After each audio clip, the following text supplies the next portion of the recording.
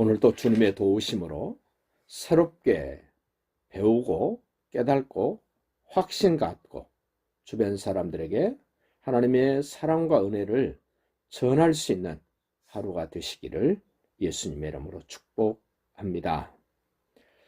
사무엘상 4장에서 이스라엘 백성들이 전쟁에 한번 치고 나니까 하나님의 법궤 때문에 우리가 이기지 못했다고 결정을 하고 저 하나님의 집 실로에 있던 하나님의 법궤를 에베네셀 전투 현장으로 옮겨왔습니다. 옮겨왔지만 그들의 기대와 생각과는 다르게 블레셋에게 아주 참패를 당해서 젊은 용사 3만 명이 죽습니다. 그리고 법궤를 뺏겼습니다.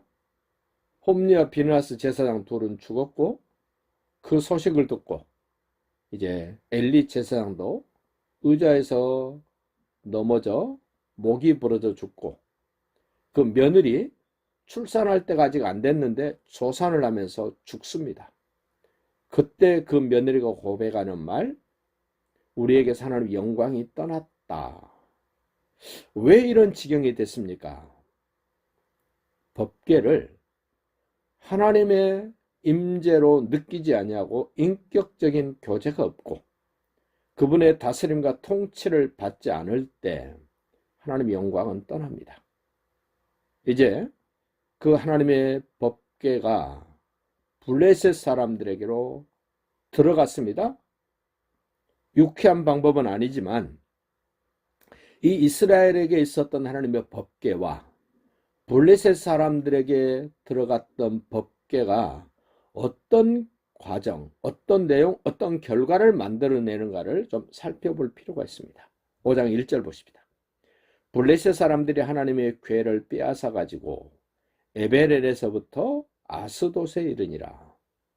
블레셋 지방의 가장 큰 도시 이 아스돗으로 하나님의 궤를 옮겨가서 그들이 섬기는 우상 다곤 신전에 하나님의 법궤를 갖다 놨습니다. 2절 보십시오. 블레셋 사람들이 하나님의 궤를 가지고 다곤의 신전에 들어가서 다곤 곁에 두었더니 그냥 아무 생각 없이 법궤를 자기들이 우상으로 섬겼던 다곤 신전에 갖다 놨습니다.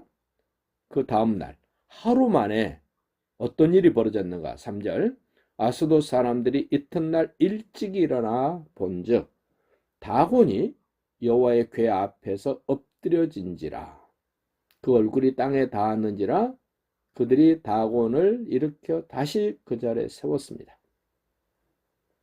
첫 번째 하나님이 블레셋 사람들에게 깨우치신 것, 너희가 섬기는 다곤 신은 신이 아니야. 아무것도 안 했는데 하나님의 법궤 때문에 꼬꾸라졌지 않느냐. 놀라서 다시 다곤 신을 세웠습니다. 4절 그 이튿날 아침에 그들이 일찍 일어나 본즉 다곤이 여호와의 궤 앞에서 또 엎드려져 얼굴이 땅에 닿았고 그 머리와 두 손목은 끊어진 문지방이 있고 다곤의 몸뚱이만 남았더라. 어처구니 없는 일이 벌어졌습니다. 다곤 신이 완전히 박살이 난 겁니다. 그래서 그들이 회의를 합니다. 어떻게 했으면 좋겠는가? 5절, 6절 여호와의 손이 아스돗 사람에게 엄중히 더하사 독한 종기의 재앙으로 아스돗과 그 지역을 쳐서 망하게 했다. 하나님의 역사는 이런 것입니다. 블레셋을 완전히 망가뜨립니다. 망하게 합니다. 죽입니다. 독한 종기가 생깁니다. 이 아스돗에는 소위 3일 만에 깨달았습니다. 3일 만에. 그래서 그들이 결정을 합니다. 이 여호와의 궤를 어떻게 했으면 좋겠는가? 8절 보십시오. 이에 사람을 보내어 블레셋 사람들의 모든 방백들을 모으고 지도자들을 모으고 이르되 우리가 이스라엘의 신의 궤를 어찌하려 하니 그들이 대답하되 이스라엘 신의 궤를 가드로 옮겨가라. 다른 데로 한번 옮겨보자. 가드로 보내면 과연 여호와의 궤에 때문에 이런 일이 생기는지 한번 확인해 보자고 두 번째 도시 가드로 옮깁니다. 9절입니다. 그것을 옮겨간 후에 이스라엘의 여호와의 손이 심히 큰 환난을 가드에 더하사 성읍 사람들의 작은 자와 큰 자를 다쳐서 독한 종기가 나게 하신지라. 에스도세는 3일 만에 하나님의 괴가 우리에게 있으면 안 되겠다라고 결정을 해서 이제 가드로 보냅니다. 가드는 거기 사람들이 독한 종기가 나서 모든 사람들이 괴롭습니다. 그러자 그들이 바로 결정을 합니다. 10절. 이에 그들이 가드 사람들이 하나님의 괴를 에글론으로 보내니라. 세 번째 도시로 보냅니다. 에글론으로. 에글론 사람들이 부르짖습니다. 소문을 들었을 거 아닙니까? 즉 아스돗에서 있었던 일, 가드에서 있었던 일을 소문을 들었던 이 에글론 사람들이 부르짖습니다. 뭐라고 부르짖나 보세요. 이스라엘 신의 괴를 우리에게로 가져다가 우리와 우리 백성을 죽이려 한다고 부르짖습니다. 아니 니네들이 법궤 그 아스돗에 놓고 가드에 놓고 그런 엄청난 일이 벌어졌다면 왜 우리에게 그 하나님의 괴를 보내냐, 우리 다 죽이려 그러느냐, 이렇게 소리 쳤습니다. 우리 사무엘상 4장으로 한번 돌아가 봅시다. 하나님의 법궤가 실로에 있었고 에베네셀 전투에 하나님의 법궤를 가져왔습니다. 무슨 일이 벌어졌습니까? 아무 일도 벌어지지 않았습니다. 그런데 하나님의 그 법궤가 블레셋 사람들의 수중에 들어갔을 때 아스돗에 3일 만에 놀라운 일이 벌어졌습니다. 가드에 하루 만에 엄청난 일이 벌어졌습니다. 이제 블레셋 사람들은 에글론으로 하나님의 괴를 보냅니다. 에글론에 아직 도착 안 했지만 에글론 사람들이 죽겠다고 소리 지르는 이 장면을 보면서 이스라엘 사람들과 블레셋 사람들의 차이, 오늘 우리도 생각해 봅시다. 세상 사람들에게 성경을 건너주면 그들은 기겁을 합니다. 마치 부정 탄 것처럼 팔딱팔딱 뜁니다.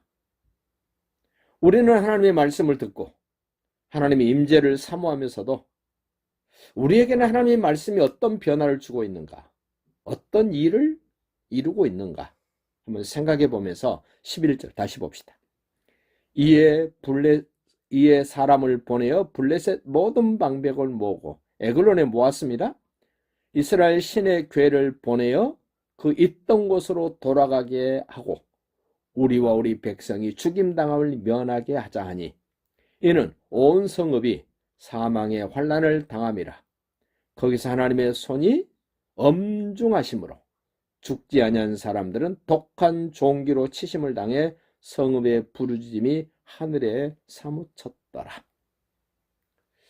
하나님이 함께 하셔도 아무 일 없어도 뭐 특별한 일이 아닐 수도 있습니다만은 블레셋 사람들에게는, 선택받지 못한 사람들에게는, 하나님의 사랑과 은혜가 없는 사람들에게는 깜짝 놀라고 엄청난 일이 벌어졌고 우상을 깨트리시는 하나님, 사람들을 깨닫게 하신 하나님의 역사가 나타났습니다.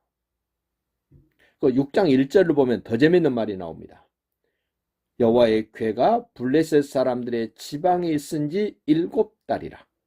여기 지방이라는 말은 사람이 살지 않는 곳, 아무도 사람이 살지 않는 곳에 갖다 놔봤습니다. 그러면 어떤 일이 벌어질까? 7달이 지났습니다. 기억해 놓으세요. 3일 만에, 하루 만에, 이틀 만에 블레셋은 깨닫습니다. 돌려보내자. 우리에게 법궤가 있으면 안 된다.